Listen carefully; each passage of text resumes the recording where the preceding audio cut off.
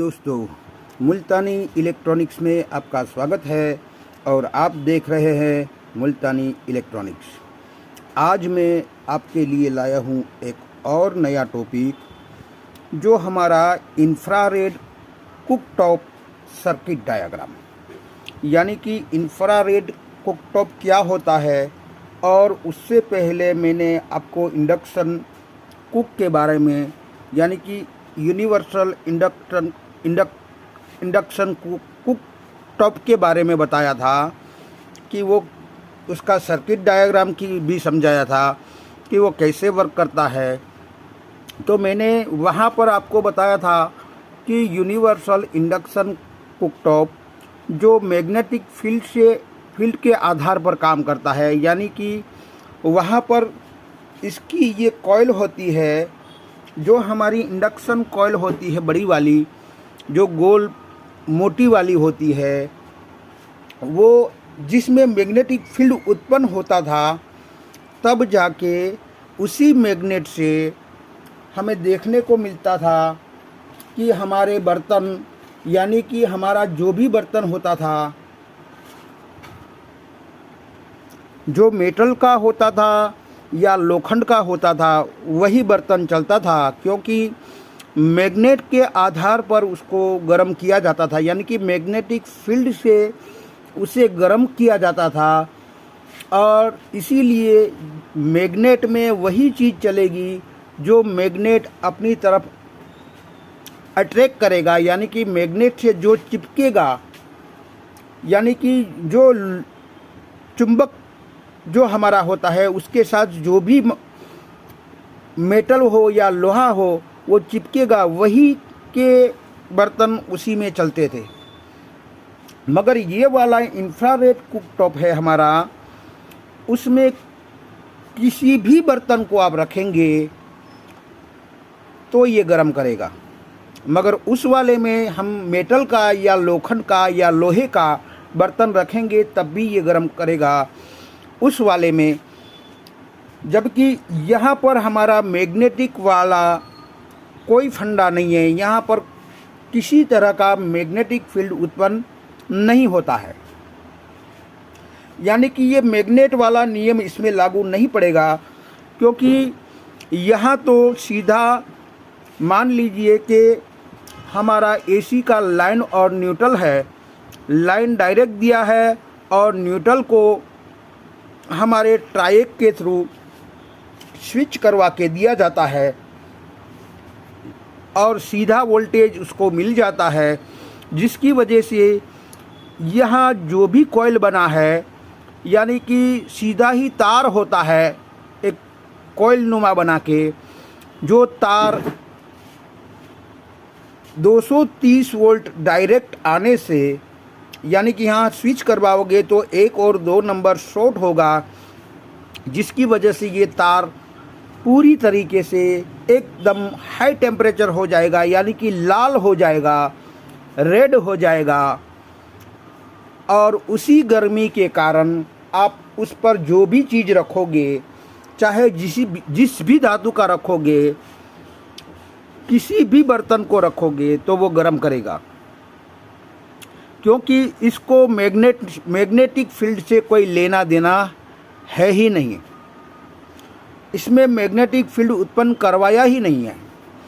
तो इस हिसाब से ये हमारा, जैसे हमारा बल्ब जलता है, यानी कि पहले वाला जो बल्ब आता था, जो हमारे कांच का आता था, वो बल्ब की स्प्रिंग जैसे जलती है, उसी तरह ये स्प्रिंग की तरह ये भी बल्ब की जैसे स्प्रिंग लाल हो जाती है, पीली हो जाती है, उसी तरह ये लाल पीली हो जाती है और हमें गर्मी देती है, यानी कि हाई टेम्परेचर देती है।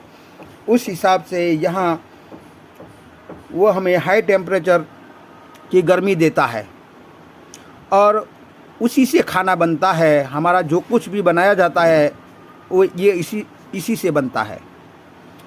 तो कुछ इस तरीके से ये काम करता है। अब हम देखेंगे कि वो किस तरह से काम करता है।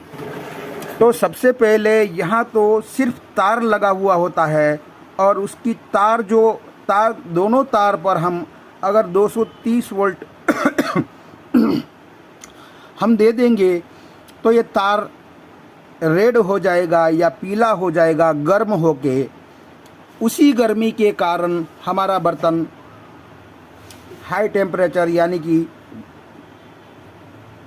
गर्मी पैदा करेगा। अब यहाँ पर देखेंगे कि यहाँ पर हमारा एक, आप न्यूट्रल और फेज लगा लीजिए। यहाँ पर एक फ्यूज़ भी लगाया है, एक फ़िल्टर भी लगाया है। फ़िल्टर क्या काम करेगा, जब लोड पड़ेगा तो इसको फिल्ट्रेशन का काम भी करेगा ये, और यहाँ पर स्टोर का काम भी करेगा, यानी कि वो वापस वोल्टेज भी इसको देगा।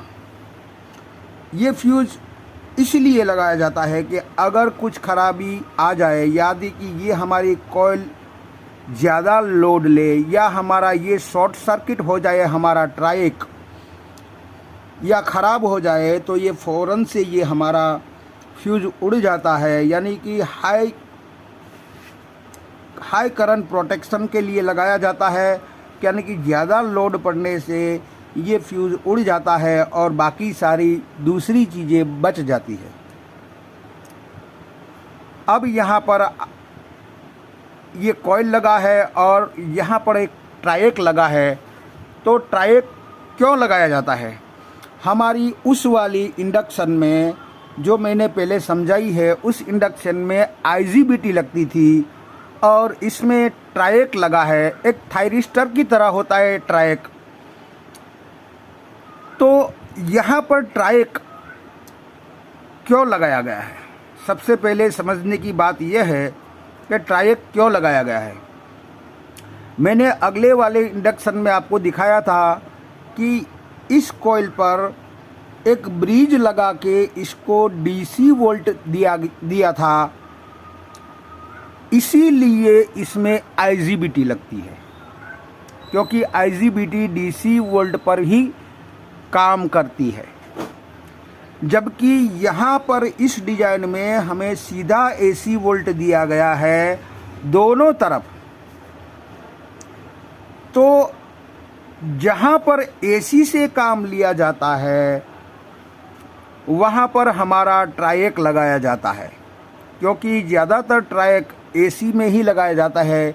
एग्ज़ाम्पल के तौर पर आपको बता दूँ कि BT136 होता है हमारा ट्राइक। वो अक्सर हमने देखा है कि हमारे फ़ैन रेगुलेटर में आता है। अब फ़ैन रेगुलेटर हमारा AC में ही काम करता है, AC वोल्ट को ही कम ज़्यादा करवाया जाता है।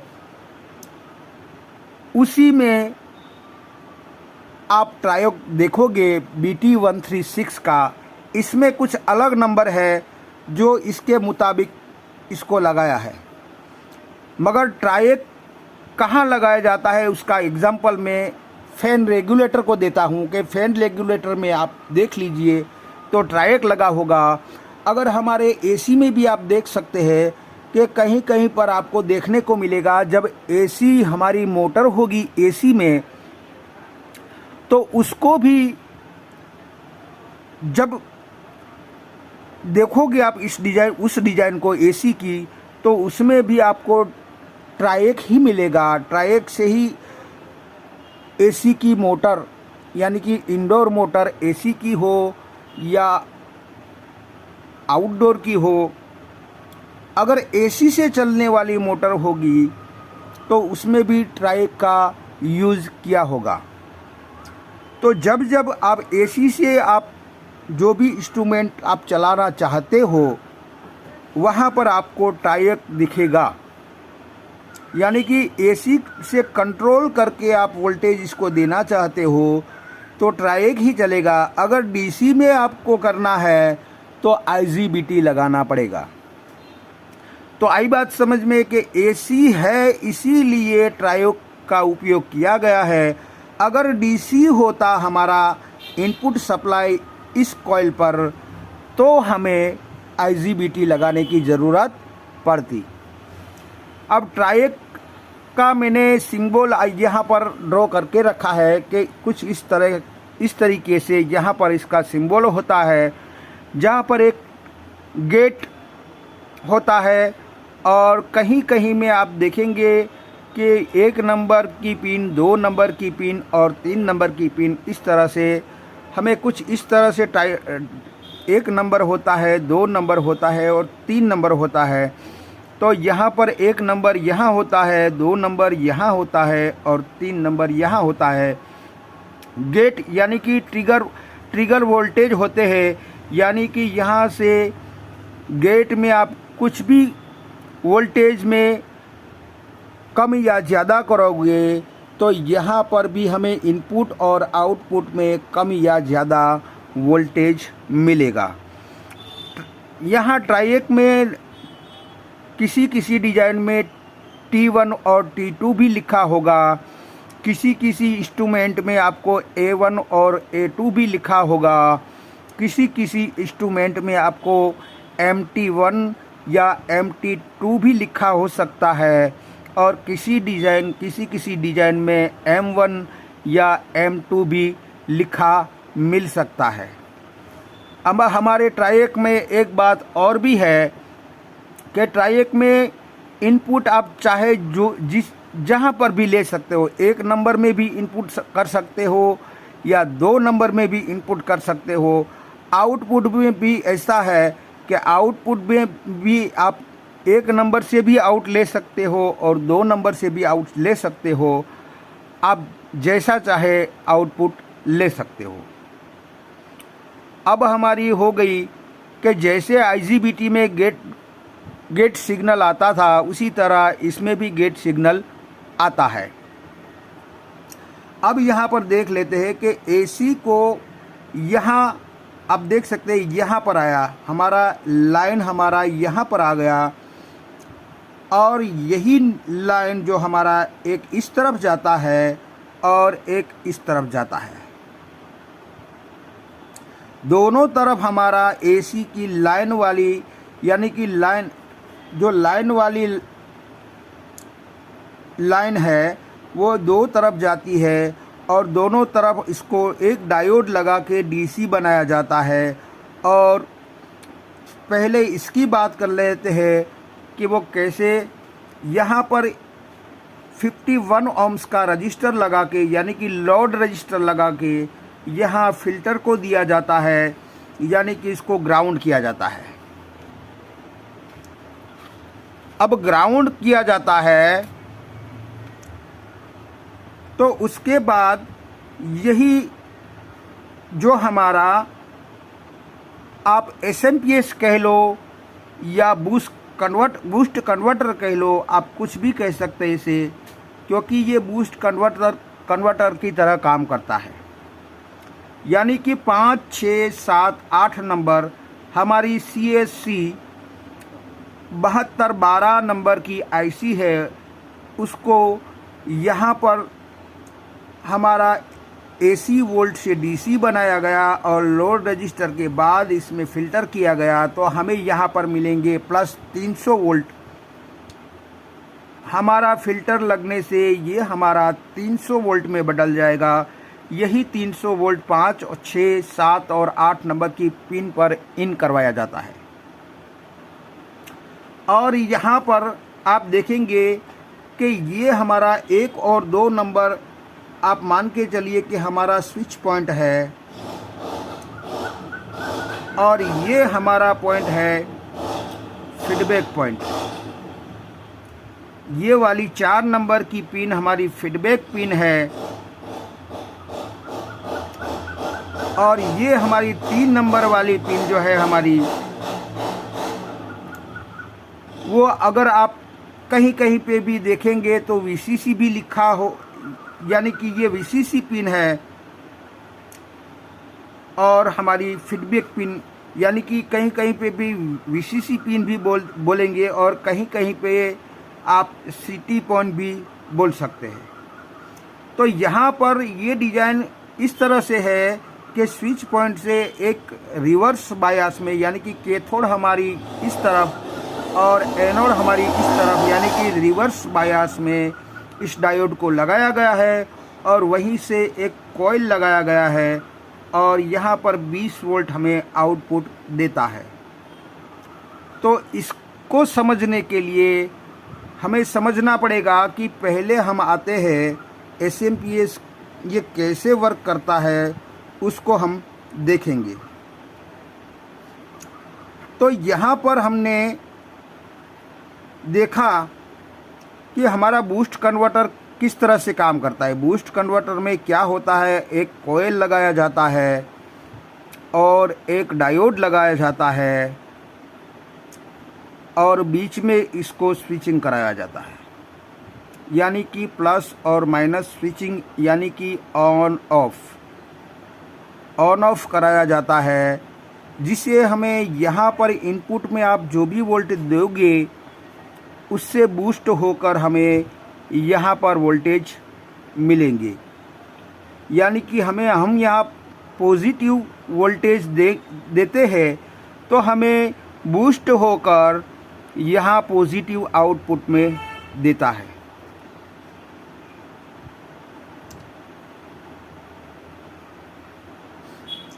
यानी कि ये हमारा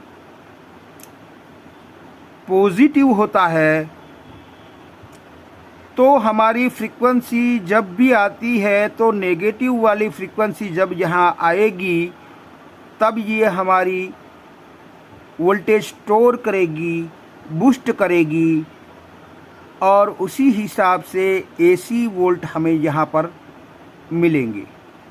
और इसी एसी को डीसी बनाया जाता है, जो हमें यहाँ जो भी वोल्टेज इनपुट में दिया जाता है इससे ज़्यादा वोल्ट बना के हमें आउटपुट में देती है।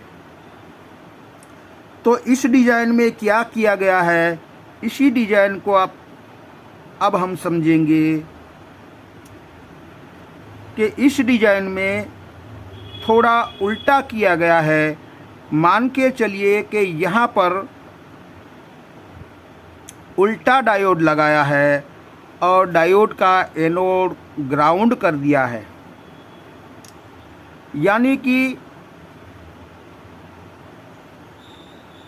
जब आप नेगेटिव वोल्टेज यहाँ पर दोगे, यहाँ नेगेटिव सिरा बना है और यहाँ पर हम स्विचिंग करवाएंगे इस तरह से, यानी कि ऑन ऑफ करवाएंगे। तो ऑन ऑफ जब आप करवाओगे तो यहाँ आपने देखा कि जब पॉजिटिव हम इसको दे रहे हैं, यानी कि यहाँ आपको नेगेटिव मिल रहा है और नेगेटिव को आप स्विचिंग करवा रहे थे, तब यहाँ पर पॉजिटिव नेगेटिव को आप यहाँ पर स्विचिंग करवा रहे हैं तो ऑटोमेटिकली ये पॉजिटिव बन जाएगा। क्योंकि किसी एक तरफ डायोड आप लगाओगे तो दूसरी तरफ उसका मान लीजिए कि आप दूसरी तरह में आपको समझाने की कोशिश कर रहा हूँ कि एक हमारा ट्रांसफॉर्मर है सेकेंडरी वाइंडिंग, वहाँ पर एक डायोड लगा के इस तरह से हम पॉजिटिव बना लेते हैं और इसको हम नेगेटिव डायरेक्ट बना लेते हैं। यानी कि एक तरफ डायोड यहाँ लगाओगे तो ये नेगेटिव हो जाएगा और अगर यही डायोड यहाँ लगाओगे तो ये पॉजिटिव बन जाएगा और ये नेगेटिव बन जाएगा। इस तरह से आप देख सकते हैं कि मैंने दो तरफ यहाँ सीधा बना लिया और इस तरफ मैं डायोड लगाऊंगा तो ये पॉजिटिव बन जाएगा और ऑटोमेटिकली ये नेगेटिव बन जाएगा। उसी तरह से इस डिज़ाइन में क्या किया गया है, आप समझिए कि ये कॉइल है हमारी, तो यहाँ पर उल्टा डायोड लगाया है।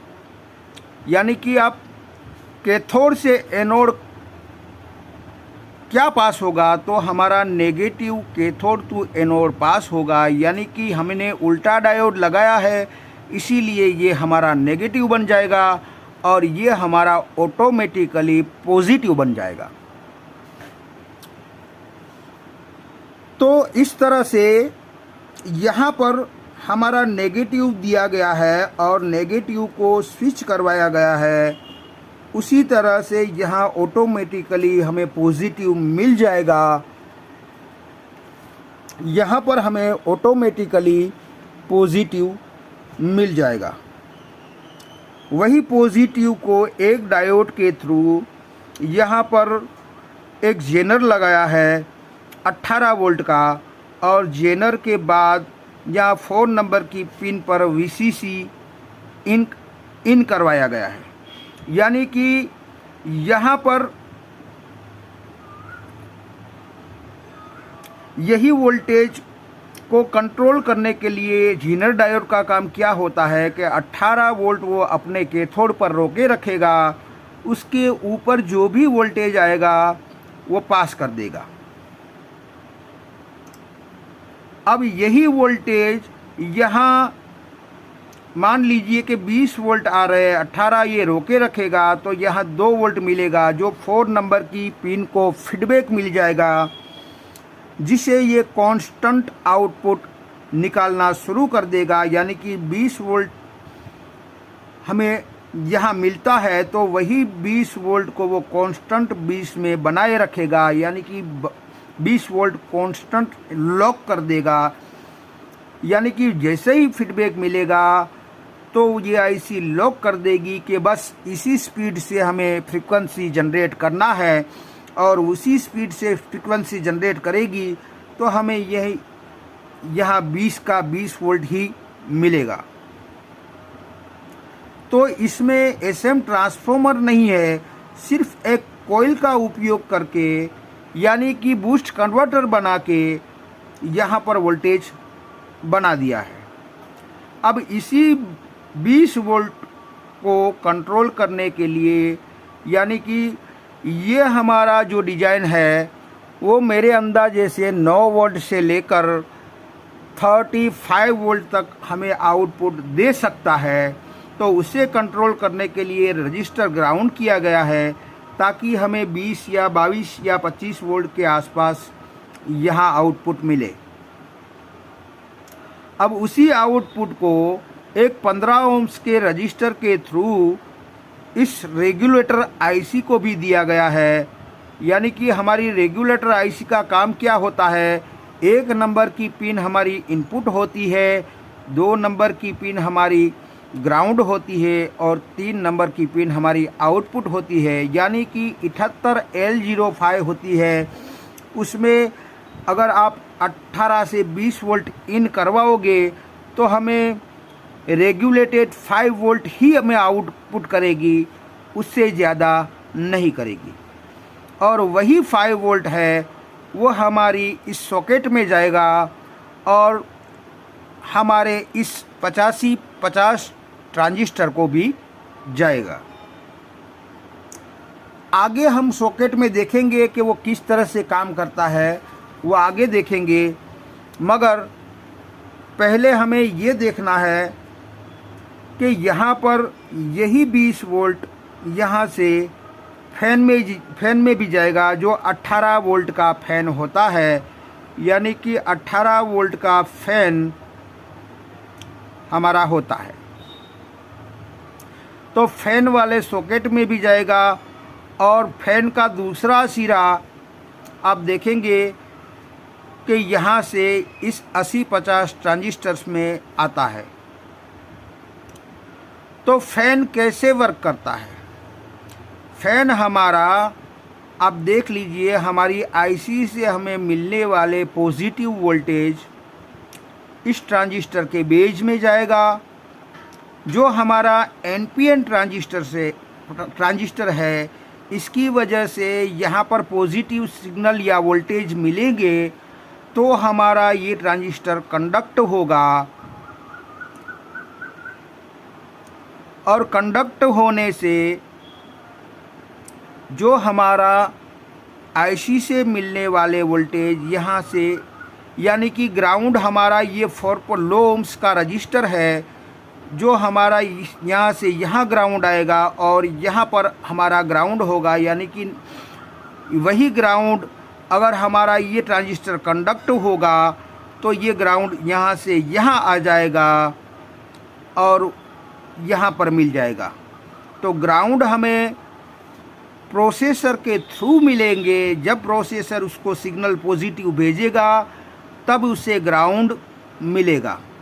तो जब चाहेगी प्रोसेसर तब उसे ये वाला ग्राउंड उसको प्रोवाइड करवाएगी और तब जाके ये हमारा फ़ैन ऑन होगा, क्योंकि यहाँ से 18 वोल्ट मिल गए और प्रोसेसर इसे मैसेज देगा, तब ये कंडक्ट होगा और उसके बाद ही उसको ग्राउंड मिलेगा, तब जाके ये हमारा फ़ैन ऑन होगा।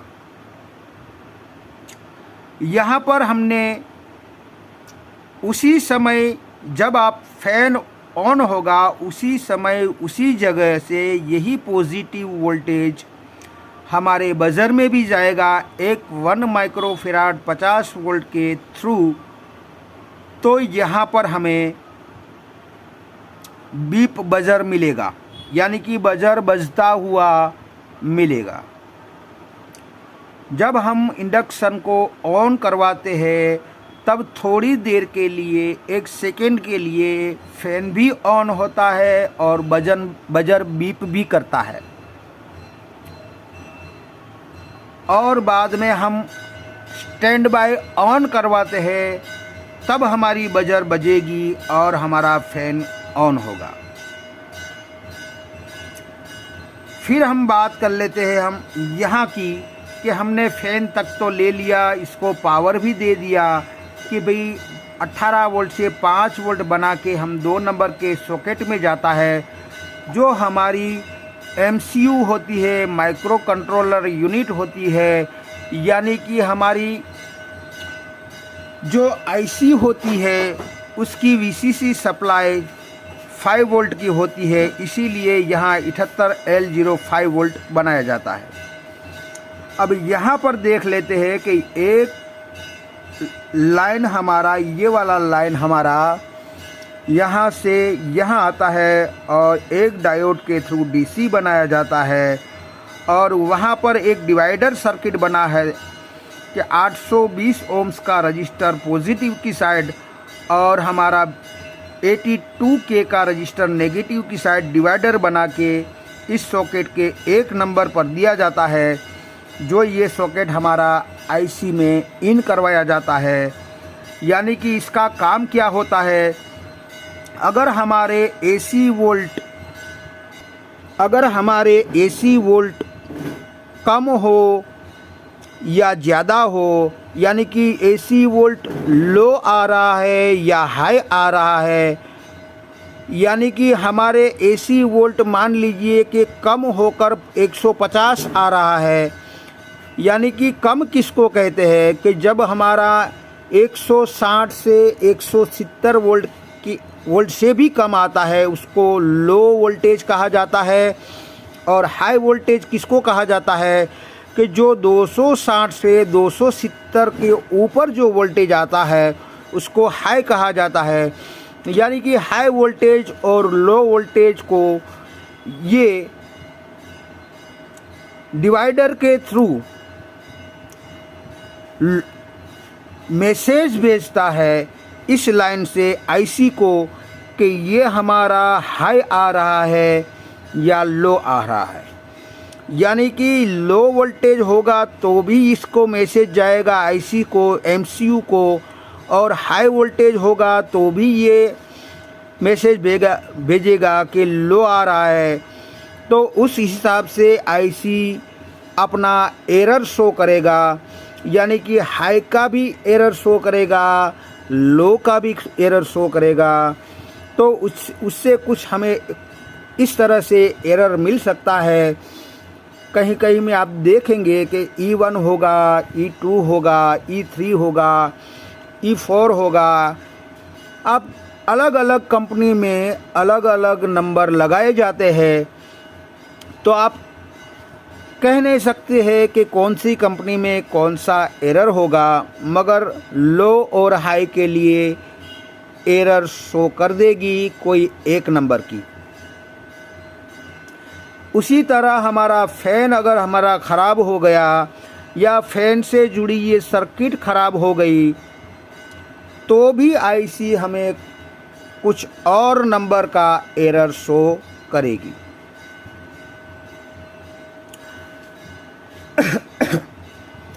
अब हम देख लेते हैं कि यहाँ इसका नाम मैंने रखा है एसी लिंक, यानी कि एसी हमारा लो हो या हाई हो, जिसका मैसेज आईसी को इस सर्किट के द्वारा दिया जाता है, इस डिवाइडर के थ्रू दिया जाता है, तो उसका मैंने नाम रखा है एसी लिंक सर्किट। यानी कि ये वाला हिस्सा जो है हमारा एसी लिंक सर्किट कहलाएगा। अब यहाँ आ जाते हैं यहाँ पर कि आईसी में से जो भी सिग्नल मिलेगा हमें, यानी कि जो सिग्नल आईसी आउट करके इस ट्रांजिस्टर के बेस में देगी, तो इस ट्रांजिस्टर का एक सिरा होता है हमारे 5 वोल्ट के साथ, यानी कि एमीटर होता है हमारे 5 वोल्ट के साथ। तो यहाँ बेस पर सिग्नल व वोल्टेज आईसी जब देगी, यानी कि जब नेगेटिव सिग्नल देगी यहाँ पर, तब ये कंडक्ट होगा, यानी कि यहाँ से यहाँ वोल्टेज आ जाएंगे और यहाँ वोल्टेज जो हमें मिलेंगे उसको एक डिवाइडर बनाकर, यानी कि एक तरह से आप मान लीजिए कि यहाँ पर डिवाइडर बनेगा, एक पॉजिटिव की तरफ जाता है और एक नेगेटिव की तरफ जाता है, और उसको लो वोल्ट बनाया जाता है, जो 5 वोल्ट को भी उससे भी बहुत कम वोल्टेज बनाया जाता है और हमारे गेट में दिया जाता है। यानी कि हमारा साइकिल व वोल्टेज दोनों यहाँ पर इन होंगे, यानी कि स्विचिंग या ऑन ऑफ वाले वोल्टेज यहाँ पर इन होंगे। तो ये हमारा ट्रायक कह लो या थायरिस्टर कह लो, तो ये हमारा कंडक्ट होगा। मगर किसके मुताबिक कंडक्ट होगा? यहाँ पर जो जितना स्विचिंग तेज होगा उतना ये ज़्यादा कंडक्ट, यानी कि इसका रेजिस्टेंस जो यहाँ पैदा होगा वो कम पैदा होगा, और जितनी कम रफ्तार होगी इसकी फ्रीक्वेंसी की, उतना यह ज़्यादा रेजिस्टेंस पैदा करेगा। यानी कि यहाँ पर आपने देखा होगा कि यहाँ पर जितना रेजिस्टेंस ज़्यादा होगा उतना ये कम टेम्परेचर देगा, और जितना रेजिस्टेंस कम होगा उतना ये ज़्यादा टेम्परेचर देगा। मान के चलिए आपको समझाने के लिए कि यहाँ पर इन दोनों के बीच अगर हम 10K का रजिस्टर लगाएंगे तो ये कम जलेगी। अगर हम यहाँ पर 10 ohms का रजिस्टेंस लगाएंगे तो उससे फुल जलेगी, बहुत तेज़ जलेगी। अगर हम उसको 5K लगाएंगे तो 10K से ज़्यादा जलेगी, 1K लगाएंगे तो उससे भी ज़्यादा जलेगी, और 10 ohms लगाएंगे तो बहुत ही ज़्यादा जलेगी। यानी कि इसमें रेजिस्टेंस जो पैदा होता है वो फ्रीक्वेंसी के आधार पर पैदा होता है, और इस डिवाइडर को इसीलिए बनाया गया है ताकि हमें ये पूरे का पूरा 5 वोल्ट इसमें न चला जाए, क्योंकि इसमें फ्रीक्वेंसी भी होती है और वोल्टेज भी होते हैं। तो उस डिवाइडर को बना के इसके वोल्टेज को कम किया जाता है और हमारे गेट पर दिया जाता है। अब बात कर लेते हैं कि यहाँ पर हमारा सेंसर होता है वो क्या काम करता है। यानी कि ये हमारा सेंसर इस वाली जगह पे आता है जो कॉइल सेंसर हम कहेंगे, और वो थर्मल कट ऑफ सेंसर कहलाएगा। यानी कि थर्मल कट ऑफ सेंसर की तरह ये काम करेगा कि हाई टेम्परेचर पर वो अपने आप कट हो जाएगा और लो टेम्परेचर पर वो फिर से ऑन हो जाएगा।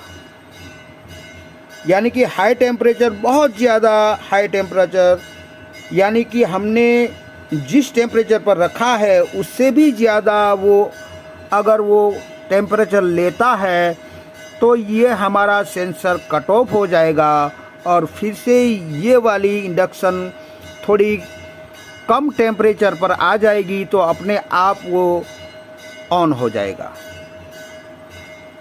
तो कुछ इस तरह से ये हमारा सेंसर काम करता है। अब मैं दिखाऊंगा आपको कि यहाँ पर आप देख सकते हैं कि मैंने यहाँ MCU IC का जब भी बोला है, मैं आपको दिखाने की कोशिश करूँगा। ये हमारा अलग सर्किट होता है, ये हमारा अलग बोर्ड होता है, ये हमारा अलग बोर्ड होता है जिसमें टच स्विच लगा होता है और हमारा 7 सेगमेंट भी लगा होता है, हमारी LED भी लगी हुई होती है इंडिकेटर के तौर पर, और हमारा वॉल्यूम भी इसमें एक साथ आता है जो टेम्परेचर को कंट्रोल करता है। यानी कि ये वॉल्यूम का काम क्या होता है, ये साइड में होता है एक वॉल्यूम नुमा, जो हमारी इंडक्शन यानी कि ये इंडक्शन है, उसको टेम्परेचर बढ़ाना है या घटाना है, ये काम हमारा ये वॉल्यूम करता है। यानी कि बहुत हाई टेम्परेचर पर ले जाना है, बहुत गर्म करना है हमें चीज़ को, तो हाई टेम्परेचर भी कर सकते हैं। और हमें लो टेम्परेचर वाली, अगर हमें चाय बनानी है तो हमें लो टेम्परेचर की ज़रूरत पड़ेगी, तो वहाँ पर हमें कम करना है तो इसी वॉल्यूम से कम किया जाता है। जो MCU में ये वाला वॉल्यूम जो फ्रीक्वेंसी को कंट्रोल करके ये हमें यहाँ पर आउटपुट कम ज़्यादा करवाता है इस ट्रांजिस्टर के बेस पर, और उसी के मुताबिक गेट में पल्स मिलेंगे और उसी के मुताबिक यहाँ पर रेजिस्टेंस में हमें हाई रेजिस्टेंस या लो रेजिस्टेंस या मिड रेजिस्टेंस, यानी कि ये जो जितना आप कम करोगे उतना कम यहाँ पर फ्रीक्वेंसी आएगा, और यहाँ गेट में कम फ्रीक्वेंसी जाएगा। तो कम फ्रीक्वेंसी जाएगा तो यहाँ पर हाई रेजिस्टेंस क्रिएट होगा, जिसकी वजह से ये कम टेम्परेचर पैदा करेगा, यानी कि कम गर्मी पैदा करेगा। जब यहाँ आप हाई कर दोगे तो होगा क्या कि यहाँ फ्रीक्वेंसी हाई होगी और यहाँ फ्रीक्वेंसी गेट पर हाई फ्रीक्वेंसी होगी, तो 1 और 2 नंबर पर लो रेजिस्टेंस पैदा होगा, जिसकी वजह से ये हाई टेम्परेचर पैदा करेगी, गर्मी ज़्यादा पैदा करेगी। तो ये वाला जो वॉल्यूम है हमारा, वो टेम्परेचर को हाई या लो करवा के कंट्रोल करने का काम करती है। अब यहाँ पर एक ही IC में 7 सेगमेंट डिस्प्ले को भी ऑन ऑफ करवाया गया है, यानी कि कौन से नंबर यहाँ डिजिट दिखने चाहिए वो इसमें प्रोग्राम किया रहता है। यानी कि इस प्रोसेसर में प्रोग्रामिंग वाली प्रोसेसर होती है, जिसका नंबर है CMS 89F6285। कुछ इस तरह से इसका नंबर है जो यहाँ पर हमें देखने को मिलता है। जो ये सॉकेट है हमारा, ये वाला सॉकेट है, इसमें मैंने नंबर लगाया है 1 number, 2 number, 3 number, 4 number, 5 number, 6 number, 7 number और 8 नंबर। उसी तरह से वही सॉकेट यहाँ पर आता है, जिसमें मैंने लगाया है 1 number, 2 number, 3 number, 4 number, 5 number, 6 number, 7 number और 8 नंबर। और यहाँ पर आप देख सकते हैं, यहाँ पर हमें देखने को मिलता है कि हमारी टच वाली यहाँ पर आप देख सकते हैं, यहाँ टच वाली स्प्रिंग वाली, यानी कि आप सिर्फ टच करोगे और हमारी ये की काम करेगी, यानी कि ये बटन काम करेगा। मान लीजिए कि ऑन का बटन सिर्फ टच करोगे तो ऑन हो जाएगा। तो ये टच स्विच है। अगर हमारी टच न वर्क करे तो हमें क्या क्या तकलीफ़ हो सकती है। अगर हमारी ये स्प्रिंग है उसमें जंक लग गया हो तो भी हमारी ये सही से वर्क नहीं करेगी। अगर हमारा ये वाला MCU अगर लूज हो जाए इसके कनेक्शन तो भी ये हमारी सही से वर्क नहीं करेगी। अगर हमारा ये सॉकेट है वो सही तरीके से कनेक्ट नहीं होगे, लूज रहते हो, तो भी हमारी ये वाली टच स्विच काम नहीं करेगी। अगर हमारी IC के हर एक पॉइंट पर मॉइस्चर आ गया हो, कचरा आ गया हो, तो भी ये हमारी टच सही से काम नहीं करेगी। और आखिरकार ये सब कर लिया फिर भी काम नहीं कर रही है तो ये फ़िल्टर बदल के देख लो। C3472 PF का ये कैपेसिटर है, ये हमारा ख़राब होगा तो भी ये हमारी टच काम नहीं करेगी। और आखिर में इसको बदलने से भी टच काम नहीं कर रही है तो हमें प्रोसेसर को ही बदलना पड़ेगा। अब आ जाते हैं कि इन सारी LEDओं और सारी डिस्प्ले को ये अपने प्रोग्राम के मुताबिक प्रोग्राम किया होता है और उसी के मुताबिक ये इंडिकेट करती है। और यहाँ डिस्प्ले पर नंबर शो जो भी होता है वो अंदर प्रोग्राम किया होता है, उसी के मुताबिक ये हमें शो करेगा। और यहाँ पर हम देख लेते हैं कि यहाँ पर मैंने बताया है कि 2 नंबर की पिन हमारी 5 वोल्ट VCC है, यानी कि हमें यहाँ पर 5 वोल्ट मिलते हैं। तो यही 5 वोल्ट यहाँ पर 2 नंबर हमने दिखाया है, जो यहाँ पर हमें लिखा है +B या VCC आप कुछ भी कह लो। तो यहाँ पर 2 नंबर पे या इस IC की 21 नंबर की पिन जो है हमारी VCC पिन है।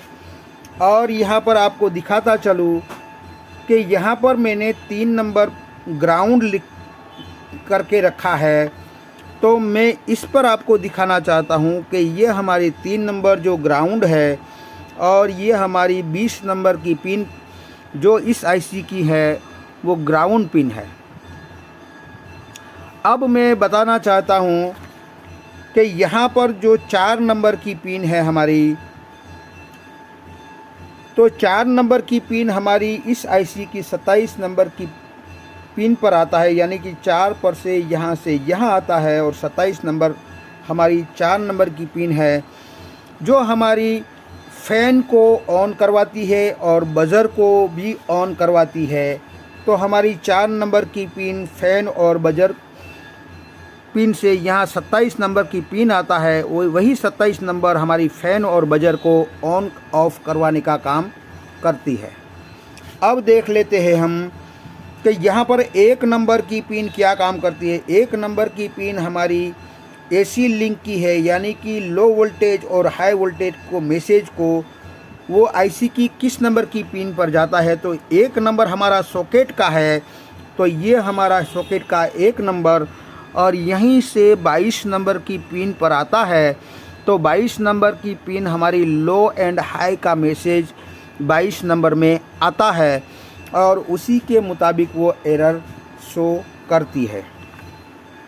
फिर हम देख लेते हैं कि यहाँ पर हमें 5 नंबर जो है हमारा सॉकेट का, तो ये हमारा 5 नंबर है और यहाँ 9 नंबर पर आता है, यानी कि यहाँ से यहाँ 9 नंबर पर दिया जाता है, जो हमारे फ़ैन को चलवाने में मददरूप होता है। अब 6 नंबर का जो हमारा है वो 6 नंबर का सॉकेट, और यहाँ सॉकेट 6 नंबर का लग जाता है और वहीं से 28 नंबर की इस IC की पिन नंबर 28 पर जाता है, जो हमारा गेट पल्स यहाँ से आउटपुट होता है, यानी कि गेट पल्स वाली पिन जो है हमारी 28 नंबर है। और यहाँ पर आप देख ले 7 नंबर हमारी NC है, तो यहाँ पर भी हमारी 7 नंबर NC है। और यहाँ पर देखेंगे 8 नंबर, तो 8 नंबर पिन हमारी कॉइल सेंसर है, यानी कि थर्मल कट ऑफ सेंसर है। तो यहाँ 8 नंबर पे आ जाते हैं और वहीं से हमारी 23 और 24 नंबर पिन हमारी सेंसर की पिन इस आईसी की है। तो कुल मिला के यहाँ पर सारे कनेक्शन इस तरह से होते हैं और हमें ये भी देखना है कि यहाँ पर कौन कौन से कंपोनेंट ज़्यादा ख़राब होते हैं, कौन कौन से कंपोनेंट्स में ख़राबी ज़्यादा आती है। तो सबसे ज़्यादा ख़राब हमारा ये सेंसर होता है, सबसे ज़्यादा ख़राब होने वाला ये सेंसर होता है, क्योंकि वो हाई हीटिंग के बीच में रहता है, उस हिसाब से ये ज़्यादा ख़राब होता है। दूसरे नंबर पर हमारा एसएमपीएस ख़राब होता है। अगर हमारा न्यूट्रल और फेज कहो, आप लाइन कहो, जो भी कहो, ये अगर हाई वोल्टेज में आ जाता है तो दूसरे नंबर पर हमारा ये एसएमपीएस ख़राब होता है। तीसरे नंबर पर हमारा आईजी यानी कि ये ट्राइएक ख़राब होता है, ज़्यादा से ज़्यादा लोड लेने के कारण ये गर्म हो जाता है और उसी के कारण ये तीसरे नंबर पर आता है। और चौथे नंबर पर हमारा फ़ैन आता है, यानी कि यहाँ फ़ैन लगा हुआ होता है, वो भी ख़राब अक्सर हो जाता है और उसी की वजह से भी हमें एरर मिलता है। और पाँचवें नंबर पर आ जाते हैं हमारा हाई और लो वोल्टेज का मैसेज वाला जो सर्किट है, उसमें से ये रजिस्टर या ये रजिस्टर ख़राब होता है और अक्सर दोनों में से एक रजिस्टर ख़राब होते हैं। तो ये 5 फॉल्ट हमारा सबसे ज़्यादा आने वाला फॉल्ट है। और छठा हमारा फॉल्ट ये है कि अगर हमारी मॉइस्चर की वजह से या फिर लूज़ कनेक्शन इस आईसी में हो, इस आईसी में ज़्यादातर लूज कनेक्शन होता है और मॉइस्चर की वजह से भी ये सही से काम नहीं कर पाता है, तो ये नंबर 6 गिना जाएगा कि ये 6 और हमारा 7वां गिन सकते हैं। ये अगर हमारा वॉल्यूम ख़राब हो जाए, ये बहुत कम ख़राब होता है, मगर ये 6 फॉल्ट है वो सबसे ज़्यादा आने वाले फॉल्ट है। और हमने देखा कि हमारा फैन से भी एक एरर शो करता है, एक हमारे लो एंड हाई वोल्टेज से भी एरर शो करता है, एक एरर हमारा कॉइल सेंसर भी से भी आता है और एक एरर हमारा यहाँ पर कुछ भी लूज हो जाए तो उससे भी एक एरर शो करेगा। अगर हमारा मॉइस्चर की वजह से शॉर्ट सर्किट होता है इस आईसी में तो भी हमारा एरर शो करता है। तो कुल मिला के 4 या 5 एरर ज़्यादातर देखने को मिलता है, यानी कि 1, 2, 3, 4 और 5 तक एरर ज़्यादा से ज़्यादा हमें मिलता है। मान लीजिए कि यहाँ पर किसी कंपनी में हमारा कॉइल सेंसर ख़राब होता है तो कोई कंपनी E1 का एरर रखता है, कोई कंपनी E2 का रखती है, कोई कंपनी E3 का रखती है।